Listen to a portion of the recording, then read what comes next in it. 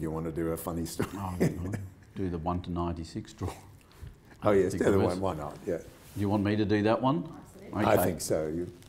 I think I can remember sort of knocking on Roger's door one day and saying, "I think we've got a bit of a problem, Houston."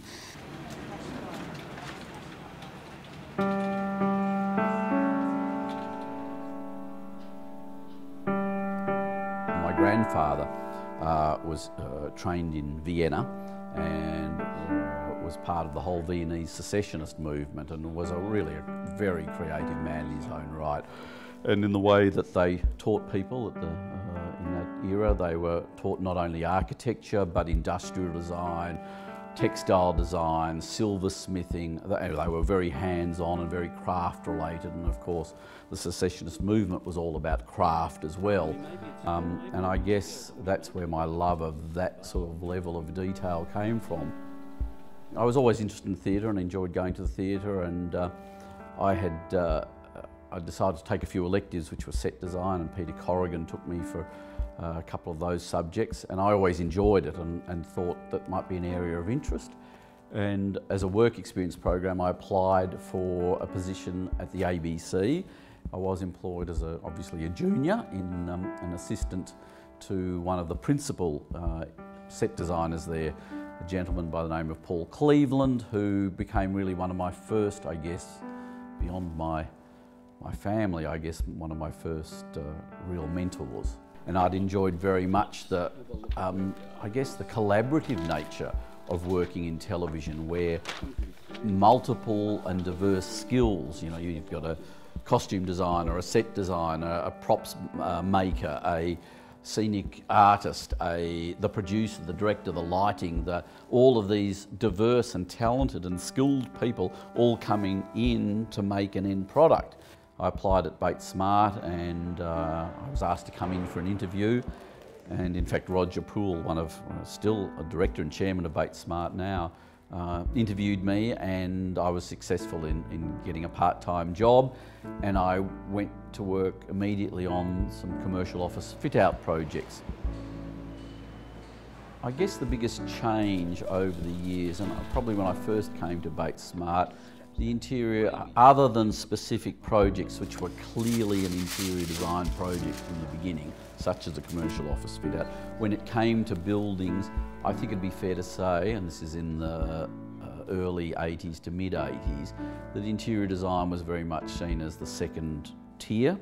I think the significant difference now is that there is no question that interior designers are part of the journey and are fundamental and are brought in right at the beginning of the project.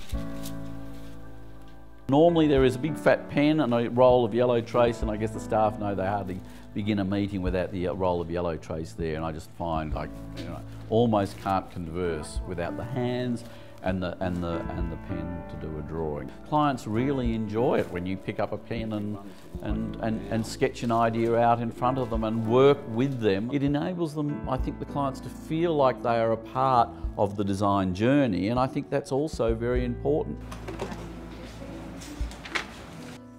On a commercial basis, Bates Smart's a very funny organisation. We've been around for 160 years.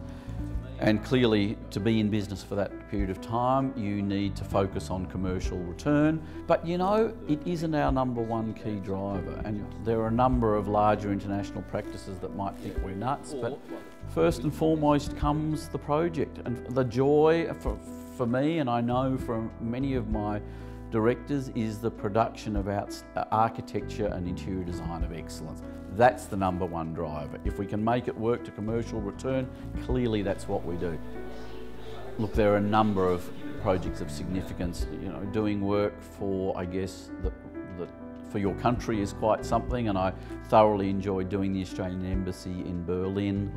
I think Royal Children's Hospital would no doubt be one of the great projects I've had the pleasure of working on, in that it really did, I think, break new ground in the way in which hospitals deal with people, and because that hospital in particular is so close to the heart of so many Melburnians, Victorians and Australians, and so it was extremely meaningful.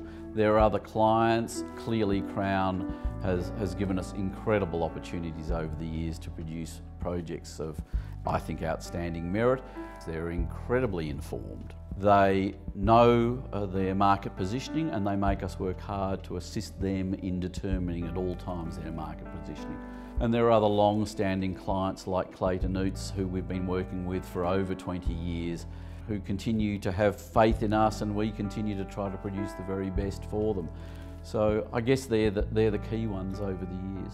Which is perfect. Yeah. So one goes behind here, one goes. The work that we do is the product of so many thousands and thousands of individuals, a lot at Bates Smart, who work long hours, and like I've just mentioned, have been dedicated to the project more than their own personal time or reward.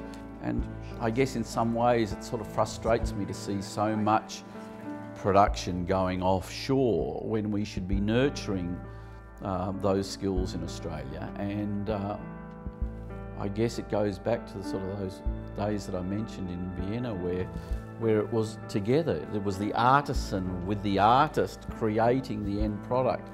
And so I sometimes despair the commercial imperative and the lack and potential loss of that skill base in Australia.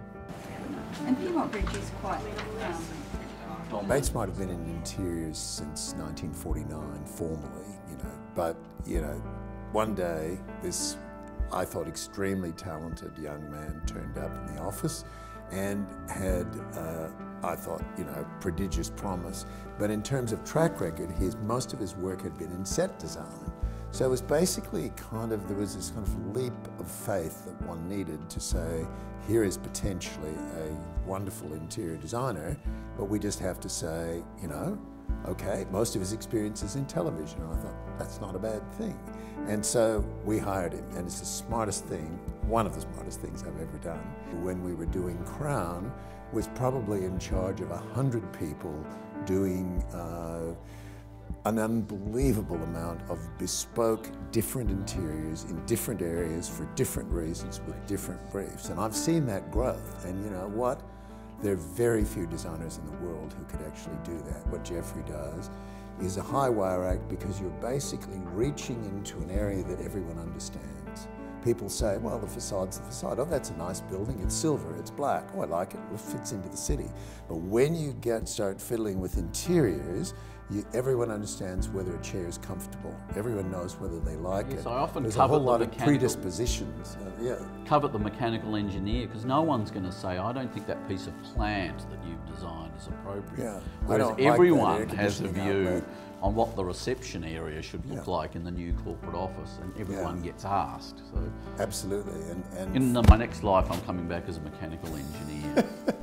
You hide the last bracket. And Jan Faulkner's opening remarks to me when I told her I was going to do interior design was, she said, there's only one thing you need to learn, and that's how to sell. She told me I needed to learn how to sell, but Roger taught me how to sell. And that's true, really. Jeff as a designer is enormously respected and popular, and I think a very worthy gold medal recipient. I think the reason his work is so admired is because a combination of things, the versatility, his ability to do a casino, do a children's hospital, do high-end residential fit out, do an office lobby, do a cigar bar, etc. This extraordinary versatility. And I think that engagement with life, that engagement with curiosity of the way people are, what drives them, how they feel, how they want to be at leisure, how they want to be at work, but also a relentless concern for the evolution of the contemporary without leaving behind the past. So if I were on the jury, I would have given him the medal.